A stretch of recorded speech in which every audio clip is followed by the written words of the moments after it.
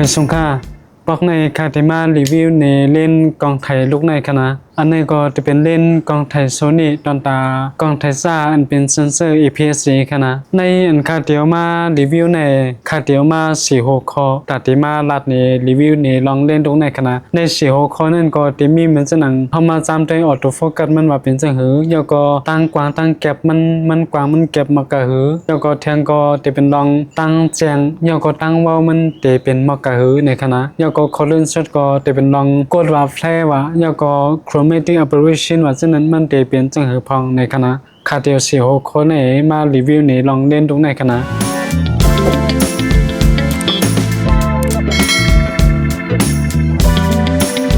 เล่นตรงในมันจะเป็นเล่นซา APS-C คณะจะเป็น16-70 F4 คณะแอปมันก็จะเป็นแอปตายขนาด F4 เดี๋ยว16ต่อถึง70ในมันจะเป็น F4 ต่อ4ขนาดพิสมาเข้าจันออกก็ยาวขนาดพอเป็น F4 ได้ก็มันจะเว้าต่างๆขนาดมันก็เต็มเป้าเว้าหลังไดลีเหมือนจังหลัง F2 ต่อ8ว่า F2 ว่ามันก็เต็มเว้าต่างจากนั้นกวยกามันติลีย้อนไปว่ามันจะเป็นเล่นจันเข้าจันออกไรนั่นขนาดเพราะว่าเฮากับไทยบ่ในพิสมาจันเข้าจันออกก็ไฟมันเต็มแรงยาวก็รับเสียงกว่าเมื่อเฮาจันเข้าจันออกนั่นขนาดอย่างนั้นมันจะมีพรดีมากในคณะ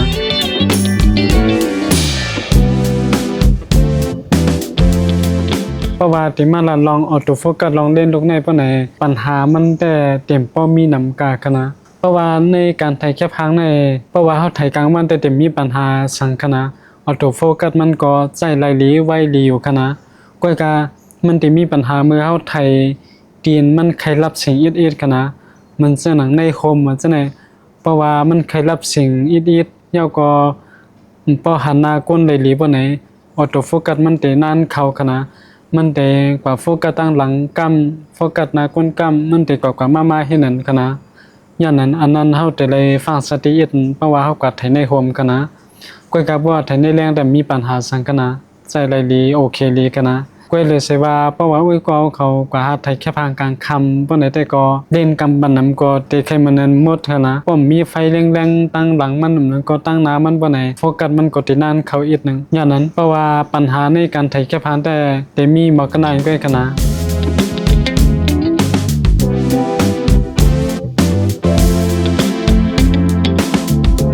ก้อยกาเพราะว่าออโต้โฟกัสในการถ่ายวิดีโอแต่เพราะว่าในเรื่องได้ก็จะมีปัญหาสร้างหนังเก่าคณะมันจะมีปัญหาเมื่อเพราะว่าเฮาถ่ายเครื่องอีกนึงอันนั้นก็เพราะว่าเฮาก็จำหน้าเล่นมันอีกนึงบ่ไหนมันจะมีโฟกัสบรีดิ้งในคณะโฟกัสบรีดิ้งเนี่ยมันจึงหือลาบ่ไหนเพราะว่าคาเอาของมาให้ไหนมันกำกองได้มาโฟกัสที่คามันกำกองมันได้มาโฟกัสที่เรียนให้นั่นคณะมันจะใกล้ๆเข้าออกจังนั้นเป็นห้องว่าโฟกัสบรีดิ้งในคณะช่างว่ามันใจจ้านใหม่ๆมันบ่ไหนมันจะไกลมีลองจังนั้นคณะอย่างนั้นเล่นตรงไหนจะมีอันนั้นคณะเพราะว่าลองในออโต้โฟกัสมันแต่ก็จะมีหมอกกันได้คณะ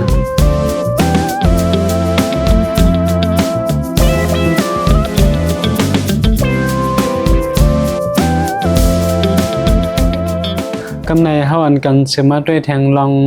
ตั้งกว้างตั้งแก็บเลนมันขนาดเพราะว่าลองตั้งกว้างตั้งแก็บเลนมันแต่มันก็เต็มเป้ากว้างกะหือขนาดมันเตกว้างปุงหมานก็แล้วก็ลองตั้งจันไกมันก็เตจันไกไลรีเลเซเล่นลึกมันก็ขนาดเพราะว่าลองตั้งกว้างแต่ก็เพราะว่าเฮาใจปุงหมานกูวันป้มกว่าหาไทยอันเกี่ยวกับเลยลองให้มันหันกว้างๆว่าฉะนั้นบ่ไหนเพราะว่าหมอกกันในก็แต่ก็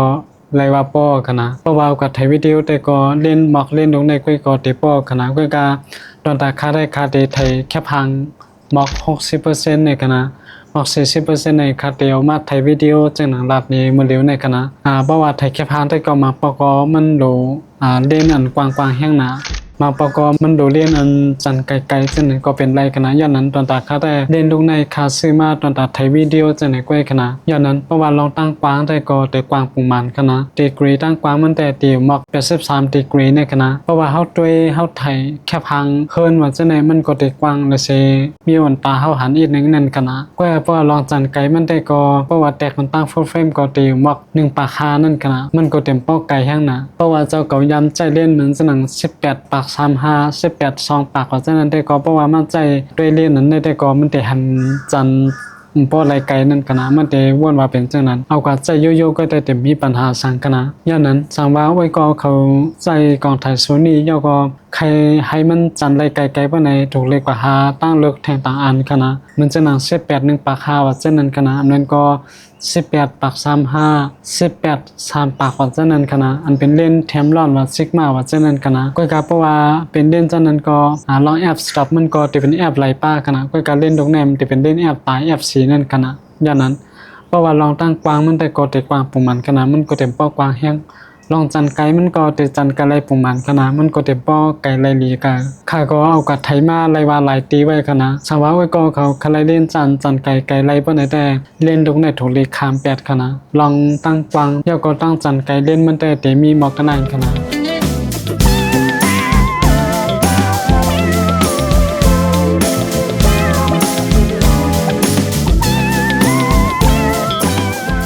กำในเพราะว่าเฮาได้มาด้วยลองตั้งแจงอันเอาเล่นลงในไทยที่ได้ว่าปานไหนได้ก็สำนักคาดด้วยมาแต่มันเต็มบ่แจงกะคณะมันได้เป็นย้อนว่ามันเป็นเล่นมือ2ก็เป็นไรคณะย่อก็แทงนึงมันนำใจเล่นจานเป็นจานหลีมันเตๆคณะย้อนนั่นแหละลองตั้งแจงมันก็เต็มบ่กะคณะ FC F5 ต่อถึง F8F10 ว่าจังได๋ลองตั้งแจงมันก็เต็มป้อเปิงหังกันนะตั้งค้างแน่มันก็ตึกเว้าเหมือนกันกูตีขนาดเหมือนกันกู F stop ยันแปลว่าเล่นกูลูกแน่กำบันนำเพราะว่า F stop มันกว้างบ่ไหนจอมขอบแคบหางมันเต็มแจงขนาดมันได้กว่าแจงในกลางแคบหางมันกว้างขนาดจำหนังคาจะด้วยเล่นตรงแน่ๆปิสมาคาเดียว F4 ก็ยาว F5 ก็ยาว F8 ก็ยาวตั้งค้างก็ตึกอ่ำแจงเหมือนเก่ากว้างขนาดบ่เปิงหังกันขนาดปิสมาคาไล F stop ขึ้นลงก็ยาวขนาดอันไหนที่เป็นขอยบย่อมย้อนว่ามันเป็นเล่นจานโปลีก็เป็นไรคณะลองตั้งแจงแต่อยู่ปานกลางคณะลีป่นย่อก็ยำป่นจังนั้นคณะย้อนนั้นเพราะว่าลองตั้งแจงเล่นลงในแต่มีหมอกกันนั่นคณะ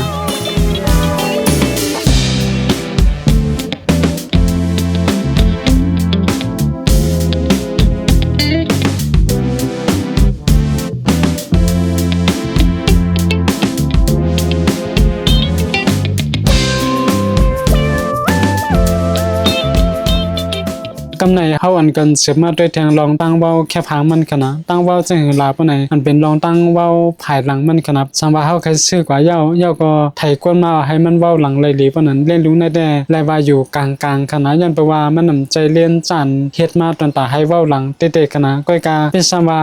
เฮ็ดมาตอนตาให้มันเว้าหลังเตๆนี่สิตาก็มันก็ตึกว่าปันอีดอาดขนาดก้อยการมันเต็มแค่เข็งไรมันจะหนังจ้าเล่นอันเป็นเล่นแอบตายเขาจะนั้นขนาดมันจะหนังเล่นหนูในที่เป็นเล่น56แอป1.4ขนาดย้อนนั้นก็เป็นเล่นจ้าในก็มันตึกว่าหลังเลยลีเล่นอันตึกแถมาเร็วในขนาดยันแปลว่าอันค่าตึกเอาไถมาเร็วในเป็นเล่น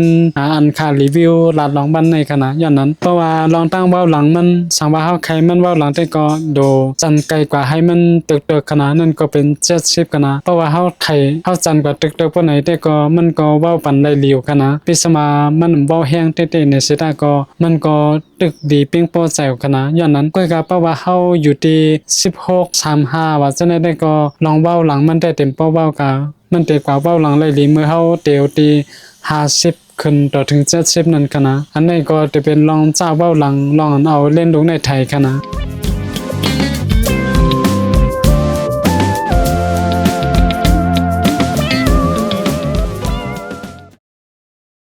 กำในเฮาอันกันสิมาด้วยแทงลอง chromatic aberration แล้วก็ลองกดว่าไฟว่าจังนั้นกันนะเพราะว่าเฮามาลาลองนั้นปานใดแค่พาอันเอาเล่นลงในไทยแต่มันก็จะมีปัญหากะกันนะอันลองใหญ่ในเกี่ยวกับเรื่องลอง chromatic aberration กันนะเพราะว่าเฮากว่าหัดจะด้วยที่ว่าแต่ก็เต็มหันกันนะมันจังนั้นแค่พังอันหันมาเร็วในกันนะเพราะว่าเฮาจันเข้าจำมันในจำไว้ไม่ไว้ตอกว่าจังได๋เฮาก็เต็มป้อหันกันนะจานในเด็กก็จะเป็นสีไว้ไม่จานในก้อยคณะมันเต็มใจลองเกี่ยวกับเลยลอง chromatic aberration มันคณะจำในก็เฮาก็เต็มหันคณะเพราะว่าเฮาก็ด้วยแค่พางอันคาไทยตอกจุกลางวันที่ว่าปานไหนเฮาได้หันคณะไปด้วยคณะอันลองอย่าในแค่พางผาในคณะเพราะว่าเฮาด้วยจะในได้เต็มป้อหันคณะเพื่อครับเพราะว่าเฮามาด้วยตีสายไฟตีดังในเฮาได้หันกำเดียวคณะอันนี้มันจะเป็นสีของแล้วก็สีสอนมาล้อกันคณะเฮาได้หันตั้งในจะเป็นสีสอนกำนำคณะย้อนนั้นอันนี้เขาได้ห้องว่า chromatic aberration ในคณะบ่ไทยตอกสู่กลางวันแห้งๆในมันเต็มในคณะ เพราะว่าห้ำไทยตอกจู่กลางวันแห้งๆเดี๋ยวก็ไฟมันแรงๆจังไหนแต่ก็เฮาก็เต็มป้อหันที่เหมือนแค่พางเจือนป่นมาจังนั้นกันนะเพราะว่าเฮาไทยวิวอะสภาวะว่าจังนั้นไทยตอกจู่กลางวันจังไหนก็จำไว้ไม่จังไหนก็เฮาได้ใกล้หันกันนะดังนั้นโปรลองครมิติ apparition แต่ที่มีมากันนั่นกันนะกำในเฮา10กว่าด้วยทางลองกดไลฟ์เฟรมันกันนะนั่นก็เงาตอกมันในกันนะ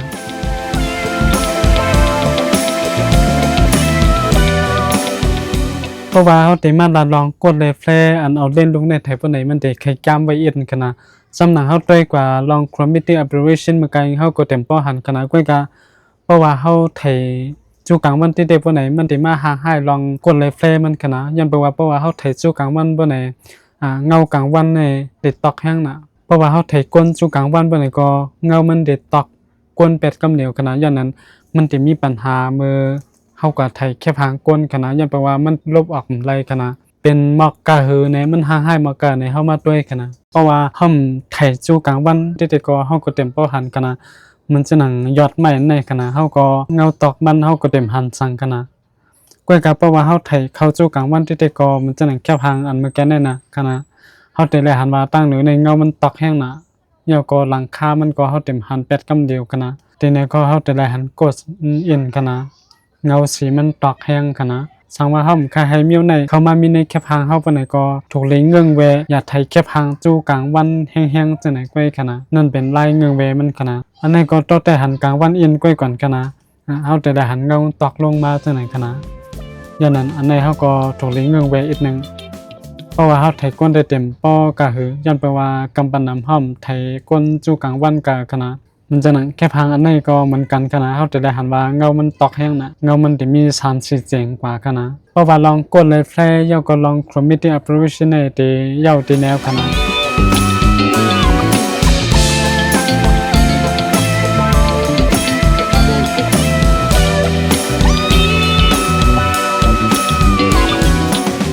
สังว่าไว้ก็เขาใจกองไทยโซนี่อันเป็นจ้าเซนเซอร์จ้า EPS บ่ไหนเกี่ยวกับใครไล่เล่นจ้าในบ่ไหนมันได้มีทางสีตั้งเลือกกันนะในสีตั้งเลือกนั้นเฮามาด้วยว่าเป็นเล่นลูกลายๆในกันนะบ่เป็นในซิกมาได้แต่เป็นเล่น18-50กันนะเพราะว่า18-50ได้ก็มันก็เต็มกวางตันเล่นลูกในกันนะเดี๋ยวก็มันเต็มจันไกตันเล่นลูกในหรือใช่ว่าเล่นลูกนั้นมันจะเป็น F2.8 กันนะเดี๋ยวก็มันเต็มเมาส์อันนั้นจะเป็นตั้งเลือกที่1นะกันนะตั้งเลือกอันที่2ก็จะเป็นเล่นแถมร้อนกันนะเล่นแถมร้อนนี่ก็ตั้งกวางมันได้เต็มกวางตันเล่นลูกในกันนะก้อยกาลองจันไกมันได้เตเป้งกันก้อยกันนะนั่นก็จะเป็นเล่น17-10 F2.8 กันนะย้อนนั้นมันได้เว้าเหลือใช้เล่นลูกในอีก1กันนะทั้ง2อันนั้นจะเป็นเล่นในจากคอมพานี Sony ก็ยังก็ขนาดแทงอันนึงจะเป็น18ปากคากันนะ18 1ปากคาในจะเป็น F4 มันกันตั้งเล่นตรงไหนกันนะแล้วก็เล่นตรงนั้นมันจะเป็นอันซุ่มเข้าซุ่มออกในตัวเล่นมันกันนะเพราะว่าเฮาจันเข้าจันออกว่าไหนมันเต็มแปลนออกมาจังไหนกันนะแล้วก็มันได้จันไกลเรือเซเล่นทุกไหนกันนะก้อยกำมันเต็มกวางตันเล่นทุกไหนแล้วก็เพราะว่ามันจันไกลเรือเซเพราะไหนมันก็จะเว้าลีเรือเซอีกนึงขนาดยันเพราะว่ามันเข้ากับจำอีกนึงนั่นขนาดย้อนนั้นแล้วก็มันจะใหญ่เรือเซเล่นทุกไหนแล้วก็จะนักเรือเซเล่นทุกไหนอีกนึงขนาดย้อนนั้นอันนั้นจะเป็นแทงตั้งเลือกนึงขนาดกำในพอเป็นตั้งเลือกอันนั้นชดยาวกว่าอันดีเรือเปิ้นในเสื่อนว่ามันนั่นเพราะไหนมันก็จะเป็นเล่นแทงลูกนึงขนาดนั้นก็จะเป็น16 F 2.8 อันเล่นตรงไหนก็จะเป็นเล่นอันดีเรือเปิ้นเอาขนาดอย่างนั้นการขันมันก็ติดสูงอีกหนึ่งขนาดหมอก 20,000 แค่จำ30,000ขนาดเพราะว่าเป็น11,000มันจากนั้นก็การขันมันก็ติดสูงโดยใช้ลูกในหมดขนาดด้วยการลูกในมันเต็มเมาแล้วก็ยาพุ่งก็เป็นแอบตายโดยใช้ว่ามันเต็มป้องจันไกลเลยก็คือขนาด16-70เนี่ยเพราะว่าเฮามาเอาแต่กันจำตั้งเล่น full frame บ่ไหนมันเตตันเล่น24 1ปากคานั่นขนาดเพราะว่าเฮามาลาดดองคอลีเล็กขอยบย่อมเล่นตรงไหนบ่ไหนคอลีมันได้ก็มันบ่นักขนาดเพราะว่าเฮาไข่กว่าไหลนี่ก็เอากว่าไหลทงเฮาก็เต็มป้อนักนั่นขนาดยาวก็กาขันมันก็มันเต็มป้อสงกาขนาดเป็นสมาเป็นมื้อ1ก็ยาวมื้อ2ก็ยาวขนาดจำหนังคาหาด้วยในมื้อ2มันเตเตียวมัก8เฮงขึ้นเนอในขนาดก็เป็นเล่นจ้าต่างเจออันขยามรัดมาฉะนั้นกาขันมันก็เตเตียวมักเหมือนขึ้นเนอในขนาดเป็นสมาเป็นมื้อ2ก็ยาวขนาดอย่างนั้นกาขันก็จะใส่ใหญ่อีกนึงยาวก็ลองควอลิตี้แต่ ก็เข้าไปปานกลางคณะอำดีป่นยก็ยำป่นจังนั้นคณะข้อดีมันแทงก็จะเป็นรองมันเป็นเล่นแอบตายคณะเล่นแอบตายในมันก็จะเว้าไหลปงมานคณะเป็นสมามันนำจันไกไหลในสดาก็มันก็จะเว้าไหลเดียวตันๆคณะขอย่อมมันแต่ก็จะไหลว่าเป็นรองตั้งแจงมันคณะในหนูในเพราะว่าเฮาใครไทยวิวยก็ให้มันแจงที่เตว่าจริงต่อจริงบ่ไหนแต่มันเต็มปอดไหลลีคณะยันเพราะว่าขายามเอากับไทยวิวมาบางปอกภายใต้แนมแจงก้อยกาในกลางในตั้งภายขวามันแจงให้ไหนก็มีคณะย้อนนั้นอันนี้ที่เป็นปัญหาย้อนเป็นเด่นมือ2ก็เป็นไรคณะเพราะว่าลองออโต้โฟกัสมันแต่อยู่ปานกลางคณะย้อนเพราะว่ามันเป็นเด่นจานออกมาหึงยาวลองออโต้โฟกัสมันก็ตึกแต่มีลองโฟกัสบรีดิ้งอยู่คณะเพราะว่าเฮาเยื่องกว่าตีนใครรับเสียงอีกนึงอำนั้นก็อันเป็นสีล้ำจังไหนคณะโฟกัสมันติตั้งเข้าออกให้ไหนก็เป็นไรคณะก้อยกาเพราะว่าเป็นตีเลี้ยงตีตั้งนอกเพราะไหนแต่ก็เต็มมีปัญหาสังคณะบาดที่เป็นแค่พังก็ยาววิดีโอก็ยาวคณะอย่างนั้นสังว่าไว้ก็เขาเย็บกองไทยโซนี่จานเป็นเซนเซอร์ APS ยาวก็คันไลเลนแอบตายยาวก็กาคันนำป้อสูงยาวก็เบาอีกนึงบ่ไหนจำกว่าใจด้วยเล่นลุงในก็ได้คณะก้อยกาสังว่าไว้ก็เขาคันไลเลนจานไกลอีกนึงยาวก็อำไม่ใจลองว่าเป็นแอบตายก็ยาวแอบไหลก็ยอมไม่ใจลองนั่นป้อไหนแต่ก็กว่าหาเลิกมันจะหนังเล่นแทมรันว่าซิกมาเขาว่าจะนั้นก็ไรคณะอันนั้นก็เล่นโซนี่มันจะหนัง18 ปัก 35ว่าจะนั้นก็ไรคณะดังนั้นตอนดานรีวิวเล่นลงในแต่มีหมอกกันนั่นคณะ